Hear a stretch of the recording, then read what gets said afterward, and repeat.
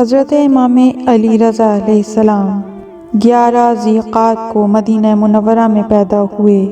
آپ کی والدہ گرامی سے روایت ہے کہ جب میں حضور سے امید سے ہوئی تو مجھے اپنے اندر حمل کا وزن بالکل محسوس نہ ہوا، اور جب میں سو گئی تو میں نے اللہ تعالیٰ کی حمد و ثنا کی آواز سنی اور میرے پیٹ سے لا الہ الا اللہ کا ذکر جاری تھا، اور جب بچے کی پیدائش ہوئی تو بچے نے اپنے ہاتھ زمین پر رکھے اور آسمان کی طرف اپنا سر بلند کیا، اور زیر لب کچھ کلمات جاری ہوئے، اور اس کے بعد بچہ سجدہ ریز ہو گیا۔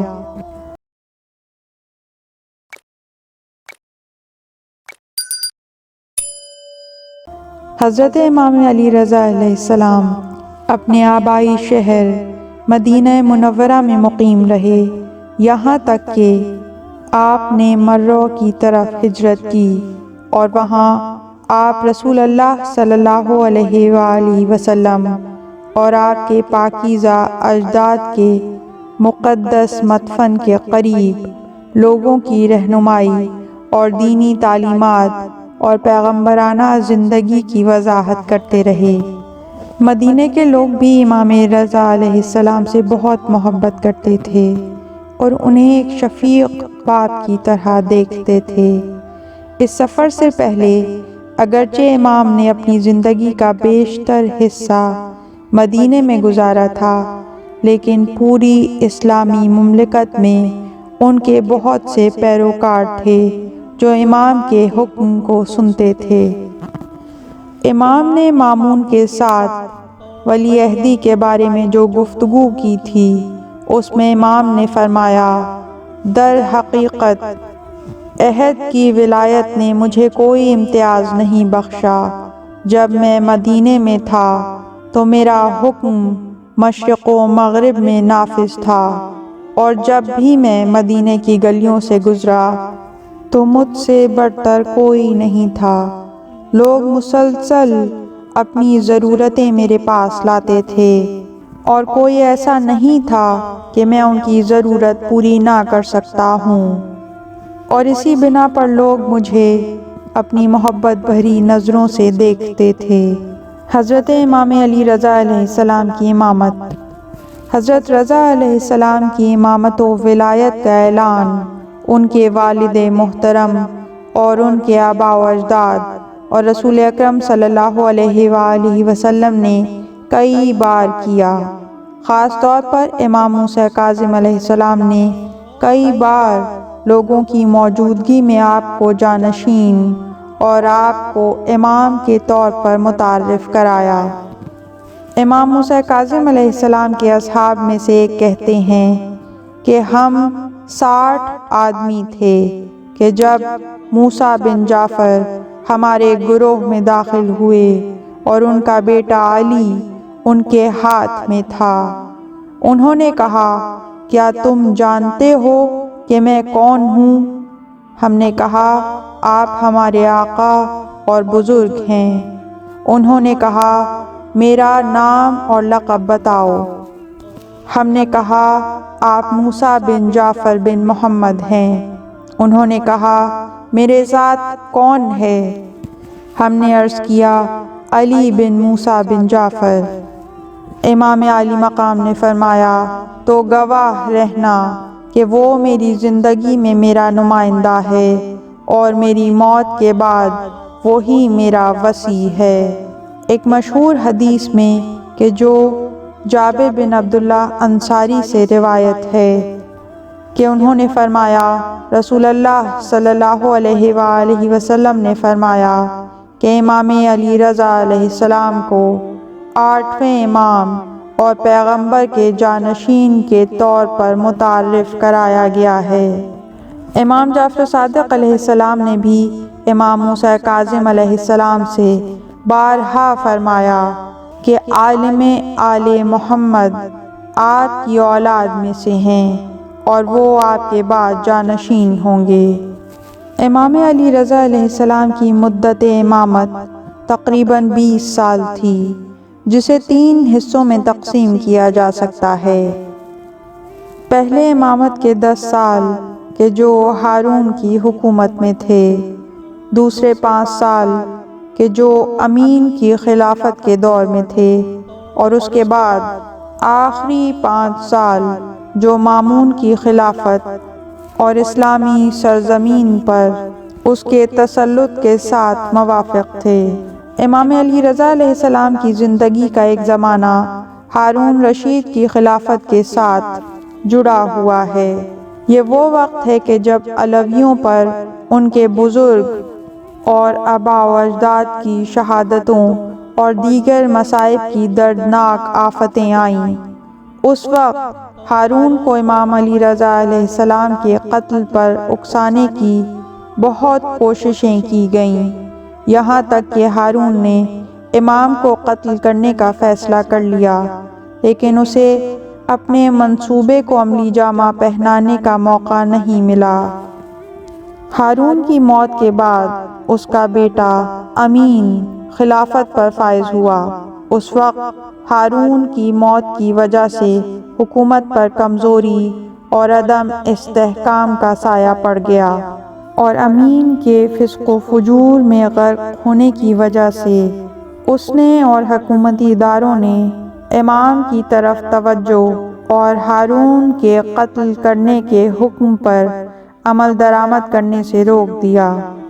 اس لیے ہم امام کی زندگی کے اس دور کو امن کا دور کہہ سکتے ہیں، لیکن آخرکار مامون عباسی اپنے بھائی امین کو شکست دینے اور اسے قتل کر کے اقتدار کا لباس پہننے میں کامیاب ہو گیا، اور وہ باغیوں کو دبا کر اسلامی ملک کی سرحدوں کے گرد اپنی کمان پھیلانے میں کامیاب ہو گیا۔ اس نے ریاست عراق کی حکومت اپنے خادم کے سپرد کی، اور اس نے خود مارو میں سکونت اختیار کر لی، اور فضل بن سہل کو، جو بہت سیاسی آدمی تھا، اس کو اپنا وزیر اور مشیر مقرر کیا۔ لیکن جس خطرے سے اس کی حکومت کو خطرہ تھا وہ علوی تھے، جنہوں نے 1 صدی تک تشدد، قتل و غارت اور لوٹ مار کو برداشت کرنے کے بعد اب خلافت میں تقسیم کے موقع کو استعمال کرتے ہوئے خفیہ اور کھلم کھلا مامون کی مخالفت کا پرچم بلند کیا، اور چاہتے تھے کہ عباسی حکومت کا تختہ الٹ دیں، اور اس کے علاوہ وہ مسلمانوں کی رائے عامہ، ان کی توجہ اپنی طرف مبذول کرانے میں اور ان کی حمایت حاصل کرنے میں کامیاب ہو گئے تھے۔ اور اس دعوے کا واضح ثبوت یہ ہے کہ جہاں کہیں بھی علویوں نے عباسی حکومت کے خلاف بغاوت کی، وہاں ہر طبقہ فکر سے تعلق رکھنے والے عوام نے ان کی پکار پر لبیک کہا اور ان کی مدد کرنا چاہی، اور اس کی وجہ یہ تھی کہ ظلم، ناانصافی اور دردناک اذیتیں جو عوام اور خاص طور پر علویوں کو حکومت کی طرف سے جھیلنا پڑے۔ اب مامون علویوں کے ساتھ معاملات حل کرنے کے لیے آیا تھا، اور خاص طور پر اس نے اپنی حکومت کی کمزوری کا سبب بننے والے تناؤ اور بحرانوں کو ختم کرنے کے لیے اپنے وزیر فضل بن سہل کے مشورے سے ایک چال چلنے کا فیصلہ کیا۔ اس نے اس چال کے مطابق امام علی رضا علیہ السلام کو خلافت کی پیشکش کی۔ اس کی اس چال کے تحت اس نے فیصلہ کیا کہ امام کے حق میں خلافت سے استعفیٰ دے دیا جائے، کیونکہ اس کا خیال تھا کہ نتیجہ جو بھی نکلے، امام قبول کریں یا نہ کریں، دونوں صورتوں میں اس کی اور خلافت عباسیہ کی فتح ہے، کیونکہ اگر وہ قبول کر لیں تو لا محالہ اس شرط کے ساتھ کہ جو مامون نے رکھی تھی کہ اس کے پاس امام کی ولایت کی بیعت ہوگی، یعنی وہ امام کا ولی عہد ہوگا، اور یہ تمام مسلم گروہوں اور فرقوں کی نظر میں امام کے بعد اس کی خلافت کے جواز کی ضمانت دے گا۔ ظاہر ہے کہ مامون کے لیے یہ بہت آسان تھا کہ وہ امام کو کسی کے علم میں لائے بغیر اپنے راستے سے ہٹا دے تاکہ حکومت قانونی طور پر اس کے پاس واپس آ جائے۔ اس صورت میں علویوں کو اس کی حکومت کو برضا و رغبت قبول کرنا پڑے گا اور شیعوں کی نگاہ میں اس کی خلافت شرعی سمجھی جائے گی اور اسے امام کا جانشین تسلیم کیا جائے گا۔ اور چونکہ لوگ حکومت کو امام کی طرف سے منظور شدہ سمجھتے ہوں گے، اس بنا پر اس کی حکومت کے خلاف بغاوت اپنی کشش اور جواز کھو بیٹھے گی۔ اس کے علاوہ اس کا دوسرا طریقہ یہ تھا کہ اگر امام خلافت کو قبول نہیں کرتے ہیں تو وہ انہیں اپنا ولی عہد بننے پر مجبور کر دے گا۔ اس صورت میں اس کی خلافت اور حکمرانی عوام اور شیعوں کے درمیان جائز ہو جائے گی، اور یوں اس کی حکومت کے خلاف مظاہرے اور ہنگامے اور عباسی خلافت پر قبضہ کرنے کے تمام بہانے اپنا جواز کھو بیٹھیں گے، اور لوگوں اور عاشقوں کی طرف سے اسے قبول کر لیا جائے گا، اور ولی عہد ہونے کی بنا پر مامون کو یہ جواز مل جائے گا کہ وہ امام کو اپنی نظروں کے سامنے رکھے اور ان کے پیروکاروں کے رویے پر کڑی نگاہ رکھے، اور امام اور شیعوں کی طرف سے کسی بھی تحریک کو دبا سکے۔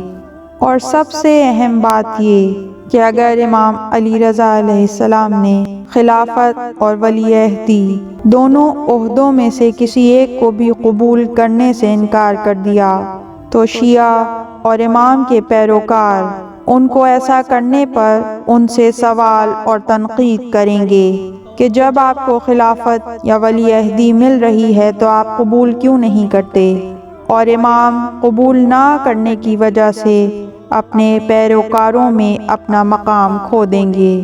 ان تمام اہداف کو عملی جامہ پہنانے کے لیے مامون نے اپنے کچھ خاص کارندوں کو حضرت امام علی رضا علیہ السلام کی خدمت کے لیے مدینے بھیجا تاکہ انہیں زبردستی خراسان بھیجیں۔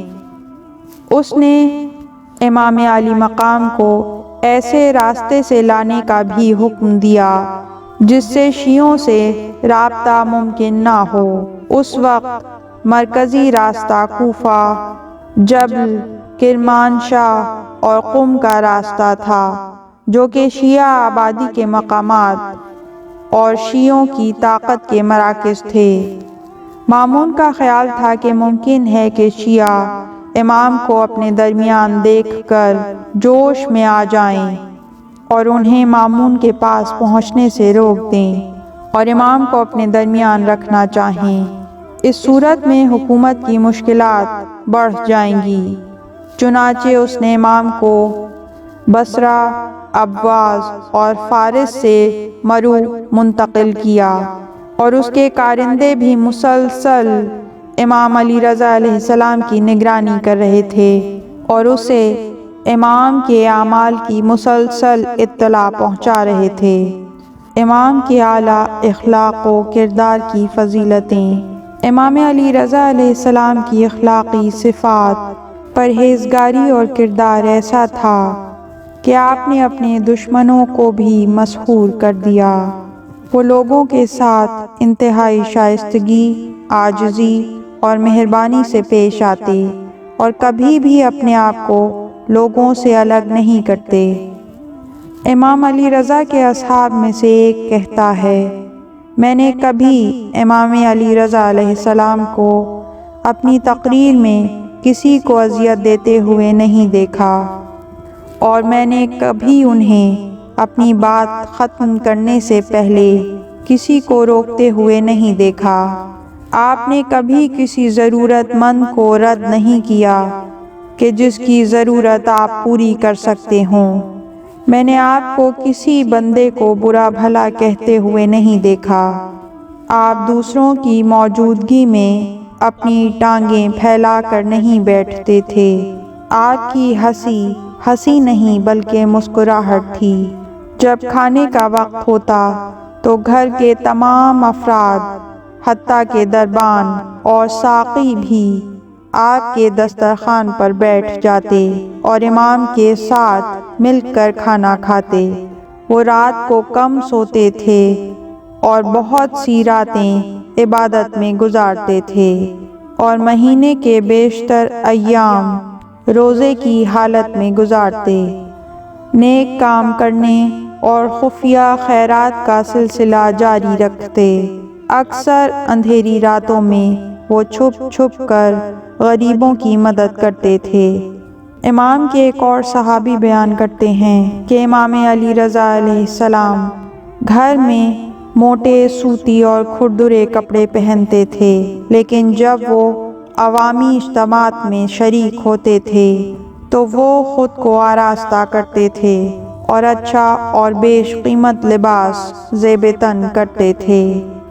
بلخ کا ایک شخص بیان کرتا ہے کہ میں خراسان کے سفر میں امام علی رضا علیہ السلام کے ساتھ تھا۔ ایک دن وہاں ایک بڑا دسترخوان لگایا گیا اور امام نے تمام حاضرین حتیٰ کہ سیاہ فام لوگوں کو بھی اپنے ساتھ کھانے کے لیے اس دسترخوان پر بٹھایا۔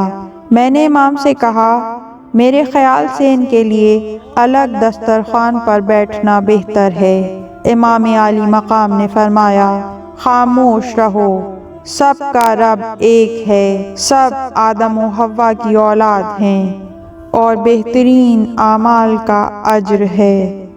امام عالی مقام کے خادم یاسر کہتے ہیں کہ امام رضا علیہ السلام نے ہم سے فرمایا، اگر میں تمہارے پاس کھڑا ہو جاؤں اور تم سے کچھ مانگوں اور تم کھانے میں مصروف ہو تو اس وقت تک نہ اٹھو جب تک کہ تم کھانا ختم نہ کر لو۔